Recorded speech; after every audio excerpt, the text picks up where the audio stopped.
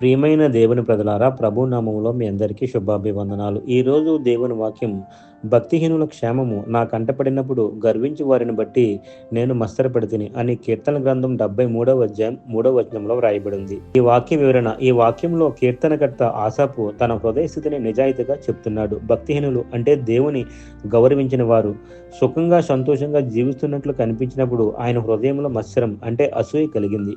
మన జీవితంలో కూడా ఇదే పరిస్థితి వస్తుంది. దేవుని భయం లేకుండా జీవించేవారు ఎదుగుతున్నట్లు, ధనవంతులు అవుతున్నట్లు కనిపిస్తారు. అప్పుడు మనం కూడా నేను నీతిగా జీవిస్తున్నాను, కానీ నాకు ఎందుకు కష్టాలు అని ఆలోచిస్తూ అసూయపడవచ్చు. కానీ ఈ వాక్యం మనకు ఒక ముఖ్యమైన సత్యాన్ని గుర్తు చేస్తుంది. అదేమిటంటే, బయట కనిపించే సుఖం నిజమైన ఆశీర్వాదం కాదు, దేవునితో ఉన్న సంబంధమే నిజమైన క్షేమం.